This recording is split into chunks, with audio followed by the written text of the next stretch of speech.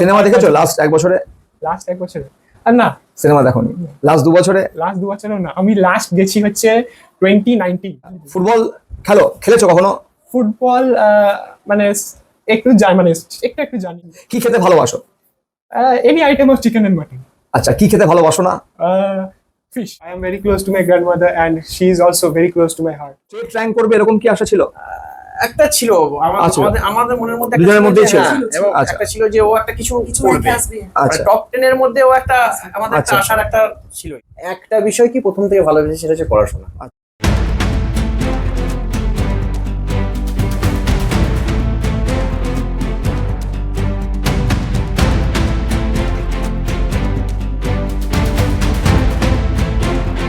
নমস্কার দর্শক বন্ধুরা, নমস্কার। ইউটিউব চ্যানেল সচেতনের আজকের এই স্পেশাল এপিসোডে আপনাদের সকলকে স্বাগত। কেন এই এপিসোডটা স্পেশাল সেটা সম্পূর্ণ ভিডিওটা দেখলেই আপনারা নিজেরাই অনুধাবন করতে পারবেন। আজ আমাদের সঙ্গে রয়েছে সায়ন্তন রায়। সায়ন্তন দুর্গাপুরের গর্ব। 2025 সালের আইসিএসসি পরীক্ষায় চতুর্থ হয়েছে, ফোর্থ হয়েছে, এবং ও যা নাম্বার পেয়েছে সেটা সত্যি করেই অভাবনীয়। আপনারা হয়তো অনেকেই জানেন বিষয়টা। আমরা ওর সম্বন্ধে এবং ওর ভাবনা, ওর চিন্তা, এই সকলগুলো আপনাদের সামনে তুলে ধরার জন্য আজকে সচেতনের পক্ষ থেকে আপনাদের কাছে এসেছি।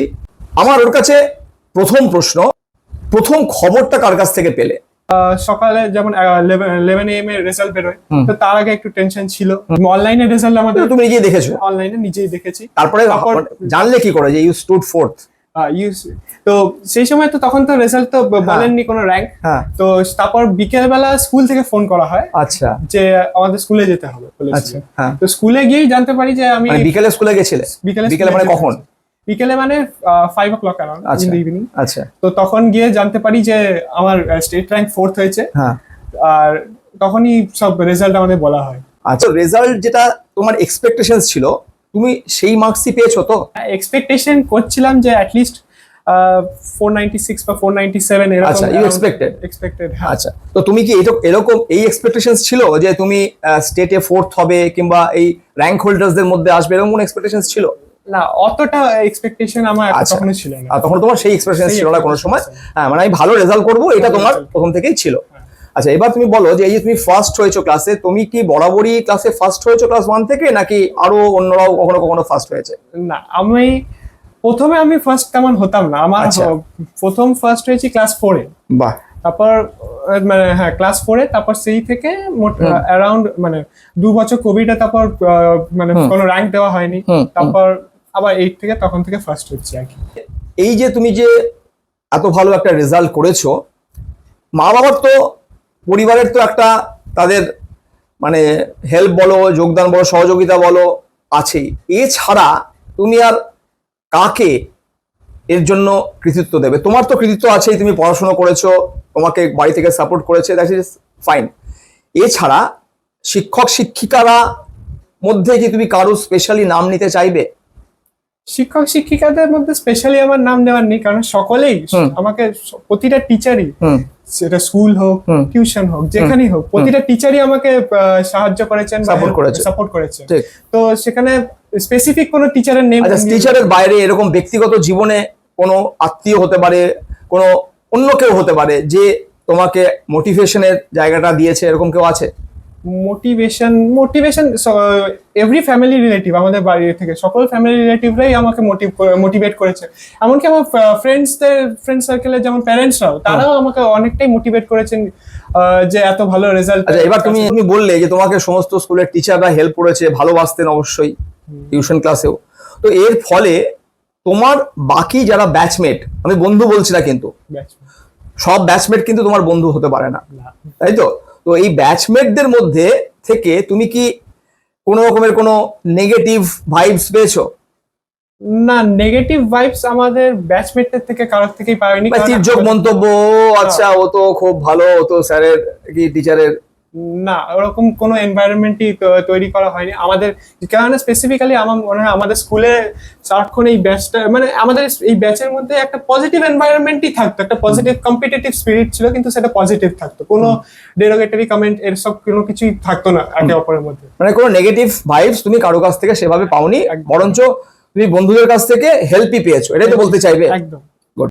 তোমার এই একটুখানি আপনারাও শুনুন, ও সাবজেক্ট ওয়াইজ মার্কস গুলো আপনাদেরকে বলছে।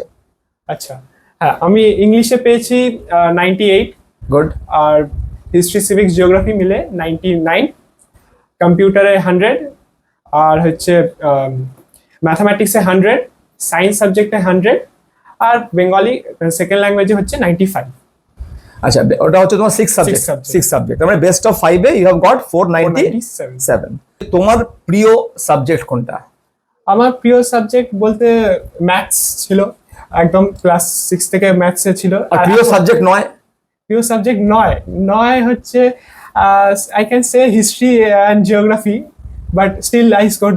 না, you score, that is a different aspect. That's a different কিন্তু মানে তোমার ভালো লাগে পড়তে অঙ্ক, আর সেভাবে ভালো লাগে না হিস্ট্রি, ভালো লাগে না, তাই তো? Yes.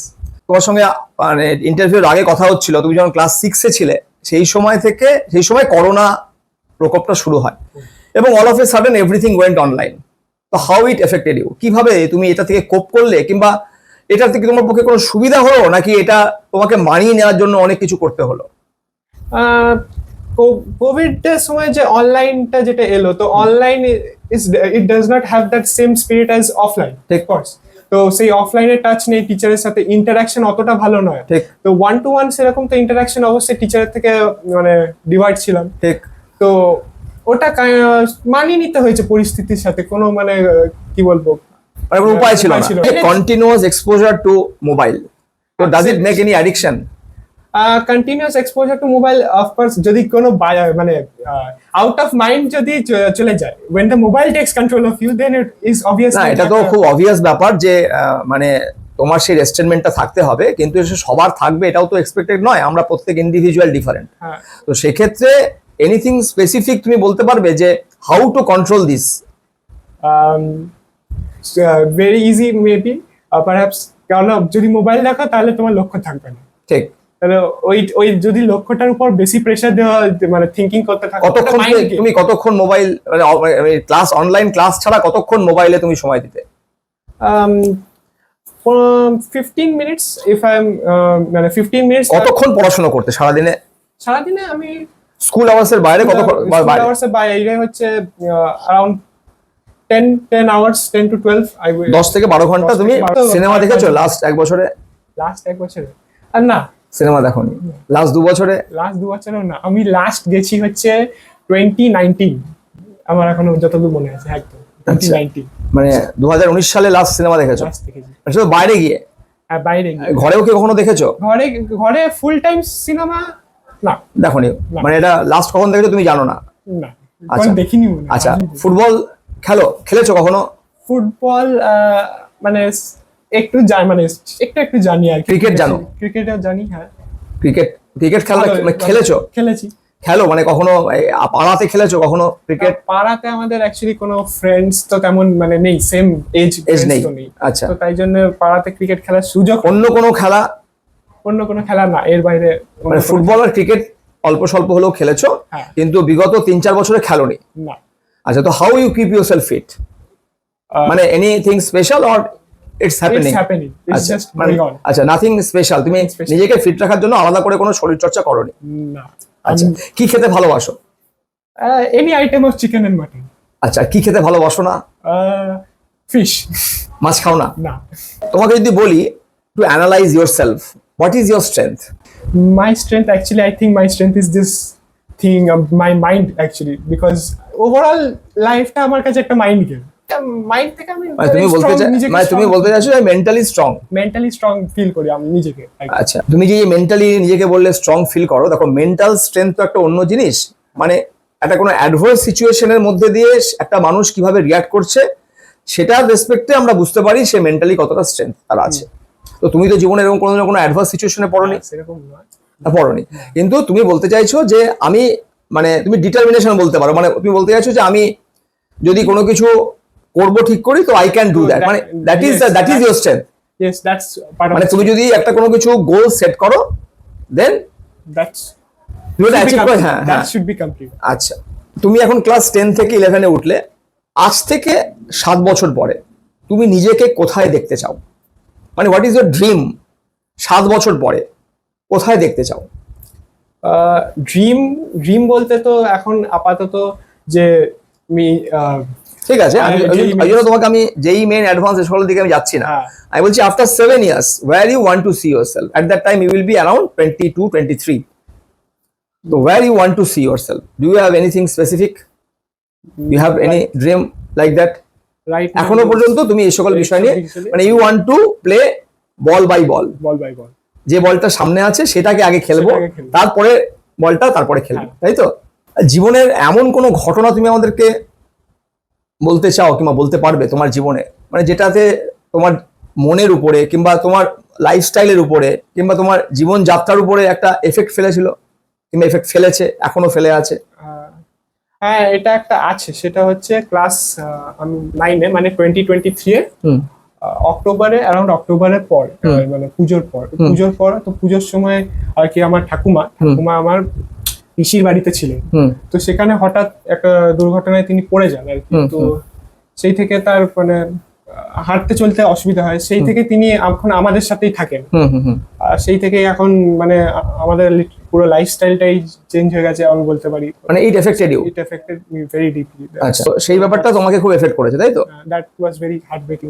আচ্ছা আচ্ছা, তুমি was close to your grandmother? Yes, I am very close to my grandmother and she is also very close to my heart. তোমার কাছ থেকে আমি অনেস্ট অ্যান্সার চাইছি যে মা বাবার সঙ্গে কি তোমার রাগারাগি হয়? ছোটখাটো বিষয়ে মাঝে না, মাঝে সে তো নিশ্চয়ই, বড় খাটো বিষয় কি করে হবে? তুমি তো আমার অনেক ছোট, বড় খাটো বিষয় হবে না, ছোটখাটো বিষয় হবে। হ্যাঁ আমার রেসপেক্ট ছোটখাটো যাই হ্যাঁ হোক, হ্যাঁ। তো সেরকম ছোটখাটো বিষয় কার সঙ্গে বেশি হয়, মায়ের সঙ্গে না বাবার সঙ্গে?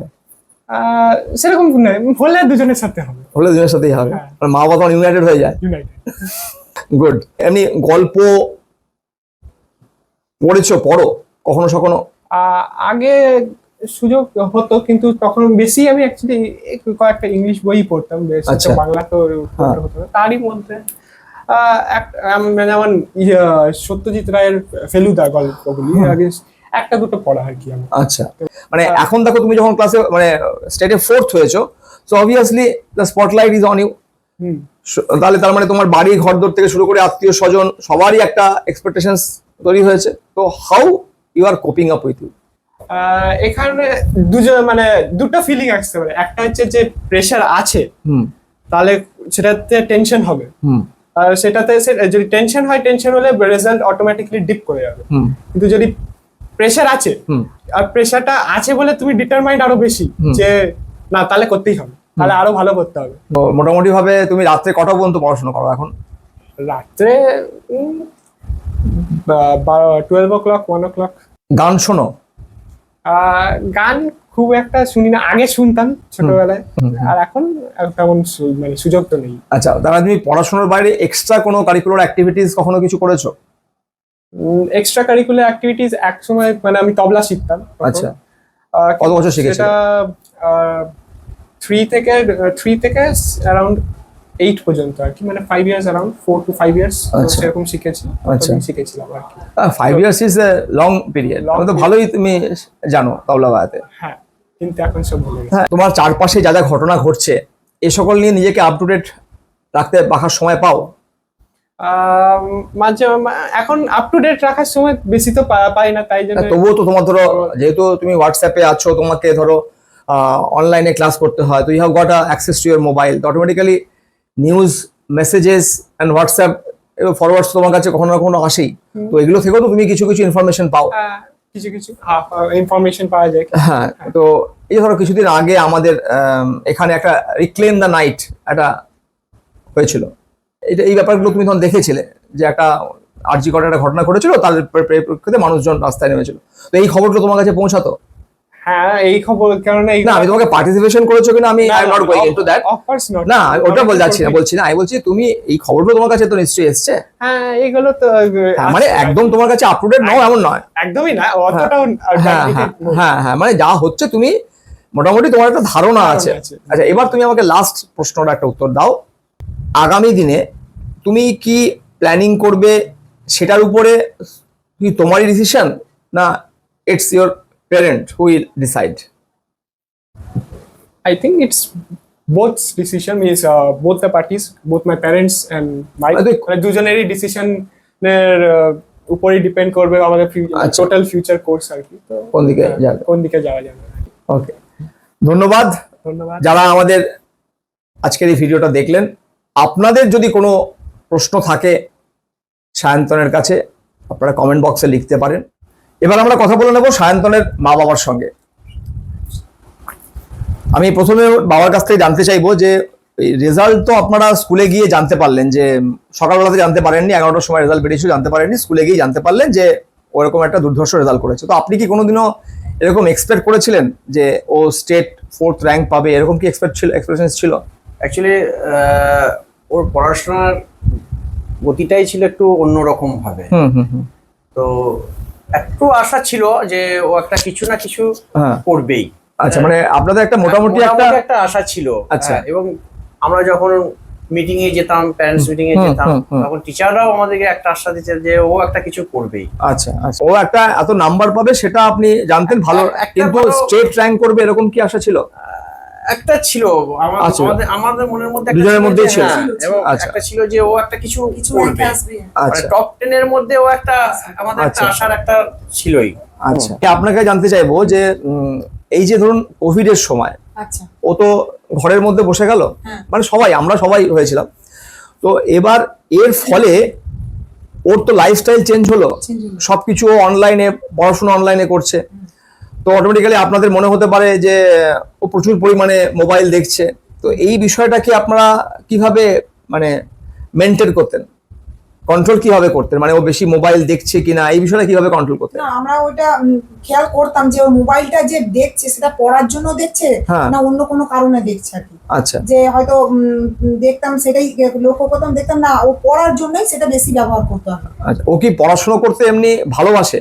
হ্যাঁ ও পড়াশোনা করতে ভালোবাসে, ও ছোট থেকে কিন্তু গল্পের বই পড়তে খুব ভালোবাসে। আচ্ছা ওই গল্পের বই থেকেই ওর পড়ার নেশা আর কি। আচ্ছা মানে আগে ছোটবেলাতে ওর বাবা হয়তো বলতো যে বাবা এই শুয়ে পড়ো তুমি, তখন ও কি করতো বালিশের পাশে গল্পের বইটা রেখে শুয়ে পড়তো, কি বালিশের তলায় ওর গল্পের বই থাকতো। আচ্ছা ওই তখন থেকেই ওর পড়ার মানে ছোট থেকেই দেখতাম ওর একটা পড়ার প্রতি একটা ন্যাক ছিল। আচ্ছা আচ্ছা আচ্ছা এই যে ধরুন ওর কাছ থেকে আমি শুনলাম যে ও খেলাধুলো করেইনি সেভাবে কোনোদিন, তো এইটাতে ওর হেলথ মানে এখন তো ছোট বয়স, এখন ঠিক আছে, কিন্তু ভবিষ্যতে এর ফলে কোনো কিছু এফেক্টেড হতে পারে বলে কখনো আপনাদের মনে হয়েছে? সেই অর্থে আমরা মানে কিছু ভাবিনি, যে মানে বারণ করেছেন কখনো খেলাধুলা করতে? খেলাধুলার কথা স্কুলে তো করতোই, আমরা এখানে মানে মানে কি বলবো যেটুকু খেলতো, কেউ এলে হয়তো তার সাথে খেলতো এইরকম। আচ্ছা আচ্ছা মানে রেগুলারলি না খেলার যে একটা প্রথা, আমরা যেমন ছোটবেলায় যেটা করেছি মাঠে যাওয়ার, এই সমস্ত জিনিস না, কারণ ও একটা বিষয় কি প্রথম থেকে ভালোবেসে সেটা হচ্ছে পড়াশোনা। আচ্ছা ছোট থেকে ওর একটা চাহিদাটা ন্যাক ছিল, সেই জিনিসটা ছিল না। অনেকে থাকে না বিকেল বেলা হলেই যে খেলার নেশা, সেই জিনিসটা ওর মধ্যে ছিল না। আমরা সময় পেলে হয়তো নিজে একটুখানি খেলো ঠিক আছে আলাদা, কিন্তু সেই জিনিসটা ছিল না। আমরাই জোর করে হয়তো বলতাম যে একটু চলো খেলে আসি। এবার মাঠ তো যেত না, এই বাগানের মধ্যে হয়তো আমি একটু বল করলাম, ও খেললো, বা পাড়ার ছেলেরা একটু খেলো, বেশিক্ষণ না, ও মানে খুব কমই, কিন্তু ওর এসেই যেন ওর একটা নেশা থাকতো না, আমাকে পড়তে হবে। আজ থেকে 7 বছর পরে আপনি ওকে কোথায় দেখতে চান? আপনি কোথায় দেখতে চান অ্যাজ এ ফাদার? আপনি কি দেখুন ওর একটা ভালো রেজাল্ট করেছে বলেই তো আজকে এক্সপেকটেশন তৈরি হয়েছে, তো আজকে দাঁড়িয়ে আপনি আজ থেকে 7 বছর পরে ওকে কোথায় দেখতে চান? দেখুন আশা তো মানুষের সবসময়, আশাতেই তো বলছি, হ্যাঁ আমি সেটাই জিজ্ঞাসা করছি, আপনি কোথায় দেখতে চাইবেন ওকে? ও অ্যাডভান্স পেয়ে আইআইটি তে একটা ভালো, আমি 7 বছর পরে বলেছি, ঠিক আছে, আমি কিন্তু 2 বছর 11 12 তারপরে আরো 5 বছর ছেড়ে দিয়েছি। 7 বছর পরে আপনি আপনার ছেলেকে কোথায় দেখলে আপনি মনে হবে যে ও যদি my dream has become successful, ভালো জায়গায় যদি কোনো বিদেশে যদি ওর জন্য যাওয়ার যদি একটা মানে অপরচুনিটি আসে ও আচ্ছা, না আপনি কোনো মানে ও তো ইঞ্জিনিয়ারিং এর দিকে যাবে ও বলছিল, তাই তো? তার মানে আপনি ওকে একজন ইঞ্জিনিয়ার তৈরি করতে, ইঞ্জিনিয়ারই বানাতে চাইছেন, তাই তো? হ্যাঁ, হ্যাঁ। মানে কখনো ওকে রিসার্চ ফিল্ডে নিয়ে যাওয়ার কথা কখনো ভেবেছেন? আমি হয়তো ভেবেছি, হুম। এবার ওইটা ওর উপরই ছেড়েছি যে আচ্ছা। তুমি যেটা ভালো বুঝবে মানে আমরা সেটাই প্রথম করবে। থেকেই বলেছি আমার তুমি একটু যেটা- হয়তো একটু ইচ্ছা ছিল, হুম। তারপর আমি দেখলাম আমি ওকে কোনো কিছু না সে তো আপনি ইঞ্জিনিয়ারিং করার পরেও রিসার্চ করতে পারে, আইএসসি দিয়ে সেটা যদি তাহলে করতে পারে। ও ভবিষ্যতে ও নিজে যদি যে- হ্যাঁ। মনে করে তখন করবে ও। খাওয়া দাওয়া নিয়ে বায়নাক্কা আছে? না এটা মা বলুন। আচ্ছা বলুন, আমি ওটা আমাকে বললো কোনো ব্যাপার না, কেননা খাওয়া দাওয়া একটাই কথা বলি, মানে আমার ছেলে হিসেবে আমি বলছি না, হুম। ওর হচ্ছে বাইরে খাওয়ার কোনো নেশা নেই, আচ্ছা। কোনো রেস্টুরেন্টে খাবো হুম। বা ওর যতটুকু খাওয়ার আবদার হচ্ছে আমাদের বাড়িতে। আচ্ছা, হ্যাঁ। কেন না বাড়িতে আমি রান্নাটা দুজনেই রান্নাটা ওকে ওর পছন্দ মতো রান্নাটা করি, কেন ওর একটাই আইটেম হ্যাঁ। চিকেন কিংবা মটন। আচ্ছা, চিকেন মটনের যা কিছু হবে সেটা নিয়ে যা হবে তা। আচ্ছা। ওর হচ্ছে এটি হচ্ছে খাওয়ার হচ্ছে মেন। আচ্ছা। খাওয়া দাওয়া আমাকে খায় না এমন কিছু খেতে খায়। পছন্দ, খাই না বলতে প্রচুর আর কিছু আছে এখনকার যেমন শাকসবজি খেতে ওগুলো ভালোবাসে না? পছন্দ করে না, আপনি এই নতুন অত যা আইটেম করবেন ও পছন্দ। আচ্ছা। আর মাছ একদমই একদমই ও মাছ কোনোদিনও খায় না? না খায়, আমরা জোর করে এখন খাওয়াই, কেন এখন বাইরে খাওয়াই। এবার যাবে আচ্ছা। সেখানে কিভাবে কি মানাবে না আমরা এখন জোর করে হয়তো একটু এই মাছটা খেতে হবে না। কিন্তু মাছ এখানে যদি মাছের হলো ও নাক টিপে টিপে চলবে। এই যে ধরুন আপনাদের ওর রেজাল্টের ফলে আপনারা এখন লাইম লাইটে কিংবা আপনাদের কাছে লোকে জানতে চাইছে, তো হাউ ইট ফিলস, মানে কিরকম ফিলিংস হচ্ছে আপনাদের? হ্যাঁ সে তো খুবই আনন্দ লাগছে, হুম। যে যখন সবাই জানতে চাইছে যে হুম। এমন রেজাল্ট হলো কি এত এত সুন্দর হয়েছে, হুম। দারুণ লাগছে, হুম। ওকে অভিনন্দন জানাই। এ তো মানে আমাদের তো বুকটা তখন ভরেই ভরেই যাচ্ছে ওর যাচ্ছে। জন্য। ঠিক। একজন বাবা একজন মা হয়ে একটা আপনার তো ছেলের- একটাই সন্তান তখন? আমার একটাই সন্তান। আচ্ছা। আমরা তো একটা ছেলের কাছ থেকে তো এইটাই আশা, মানে আমাদের, কারণ একে নিয়ে তো এইটাই স্বপ্ন। দেখুন অনেক মা বাবাও তো এই ভিডিওটা দেখছেনও, তো আমি আপনাদের দুজনের কাছেই এই প্রশ্নটা দিয়ে রাখতে চাই এবং এর উত্তর দিয়ে আমরা শেষ করব। তো হচ্ছে আপনি তো নিশ্চয়ই ওকে পড়তে বসিয়েছেন, পড়তে বলেছেন এবং ও রেজাল্ট করেছে, তো অনেক মা বাবাই এই যে পড়তে বসানোর বিষয়টাকে কিংবা পড়তে বলার বিষয়টাকে এমন জায়গায় নিয়ে যায় যে একটা প্রেশারের জায়গা তৈরি হয়ে যায়। তো হ্যাঁ। তো আমি আপনাদের কাছ থেকে শুনতে চাইবো যে আপনারা অন্যান্যদেরকে যারা আগামী দিনে পরীক্ষা দেবে কিংবা ধরুন ওর ক্লাসেই পড়ে 11-12 পরীক্ষা দেবে, পরীক্ষা তো এটা একটা সবে শুরু হয়েছে, আরো সারা জীবনে প্রচুর পরীক্ষা আছে, তো আপনি তাদের জন্য কি বলবেন? আচ্ছা বলি, একটাই বলি, আমি পড়াশোনা এখন এমনি খুবই চাপ আছে, কারণ খুব কম্পিটিশনের মধ্যে আসতে হবে। যদি ছেলেকে তার উন্নতি করতে হলে প্রথম যে ছাত্রকে তাকে চিন্তা করতে হবে আমাকে উঁচুটা, তার লক্ষ্যটা উঁচুর দিকে রাখতে হবে, তাহলে তাকেও ঠিক রাখতে হবে। মা বাবাকে আমি যদি বলি, এবার মা বাবা হতাশ হয়ে যায়, চাপ দিচ্ছে পড়ার পর ছেলেটাকেও ঠিক সেই জায়গায় থাকতে হবে যে আমাকে ডেলিটা পড়তে হবে, হোমওয়ার্কটা ডেলি করতে হবে। আর মা বাবাদের বলবো যে ছেলেকে বোঝার চেষ্টা করতে হবে যে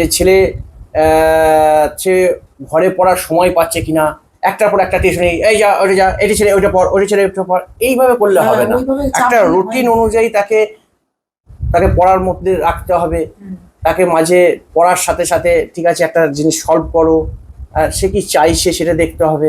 আর আমি স্টুডেন্টকেও ঠিক সমান তালে বলবো, মা বাবা তো একটা তার হতাশ হয়ে যাচ্ছে যে না ছেলে পড়ছে না, ফাঁকি দিচ্ছে, কিন্তু আমি স্টুডেন্টকেও ঠিক এইভাবেই বলবো যে তোমরাও কিন্তু তোমাদের নিজস্ব কাজটা কিন্তু করে রাখবে, কারণ এখন শুধু মুখস্থ করলেই কিন্তু সবকিছু হবে না, তোমার সাবজেক্টকে ডেপথে যেতে হবে, সেই সাবজেক্ট ডেপথ গিয়ে তার কনসেপ্টটাকে ঠিকমতো তৈরি করতে হবে।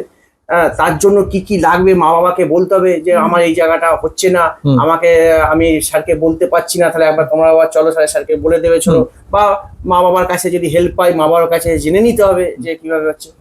আর মা বাবাকেও এটা বলবো যে খুব প্রেশার করবেন না, এটা ছেড়ে এটা পড়, একটা সাবজেক্টকে পড়লো 1 ঘন্টা এটা পড়ো, এটা পড়া হয়ে যাওয়ার পর তারপরে আবার একটা সাবজেক্ট দিল, সেটা হলো কি না হলো না দেখে আবার একটা বলো যে হিস্ট্রিটা পড়ো, হিস্ট্রিটা হলো না কেউ হলো না হলো, বায়োলজিটা পড়ো, তো তার মাথাটা তো একটাই, সে কোন দিকে যাবে। মানে তার মানে আপনি বলছেন যে ছেলের সঙ্গে কিংবা মেয়ের সঙ্গে কনস্ট্যান্টলি কথা বলতে হবে, টাচে থাকতে হবে, ওদের কি সুবিধা অসুবিধা যাবে, ওদেরকে সময় দিতে হবে। ঠিক।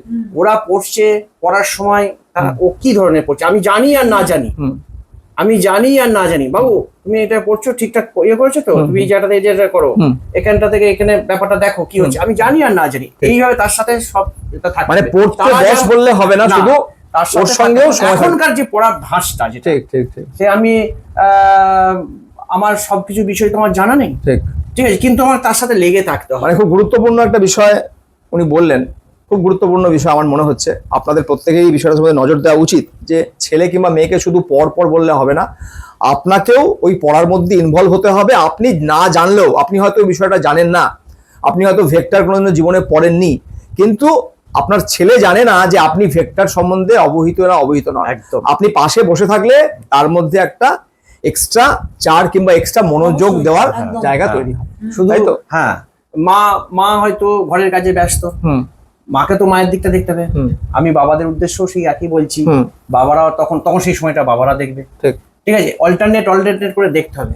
আর একটা আমি স্টুডেন্টকে একটা বলি, যে প্রতিটা স্টুডেন্টকে, যে এখন যুগে যা কম্পিটিশন যুগ, একদিন যদি তুমি মানে ফাঁকি দিয়েছো, 20টা স্টুডেন্ট তোমাকে আরো এগিয়ে চলে গেল। খুব গুরুত্বপূর্ণ বিষয়। এই কথাটা সবসময় তোমরা মাথায় রাখবে। আমি যদি একদিন পড়াকে ফাঁকি দিয়েছি, 20 জন আরো তোমার এগিয়ে চলে গেল। এটি আমি ধন্যবাদ দর্শক বন্ধুরা। আশা করি আপনাদের কাছে সচেতনের যে প্রয়াস, মানে আপনাদেরকেও সচেতন করা, যে একটা ছাত্রর কাছ থেকে আপনি কি কি চাইতে পারেন, আপনার ছেলে হোক মেয়ে হোক, আপনার এক্সপেকটেশনসটাকে কিভাবে আপনি চাপিয়ে না দিয়ে সেটাকে পাস অন করবেন। চাপিয়ে দেওয়া একটা জিনিস হয়, আর পাস অন করা, এইটাকে আপনাকে বুঝতে হবে। ধন্যবাদ, ওনাদের দুজনকেই ধন্যবাদ জানাই। আমাদের সচেতনের পাশে থাকুন এবং অবশ্যই সচেতন থাকুন। নমস্কার।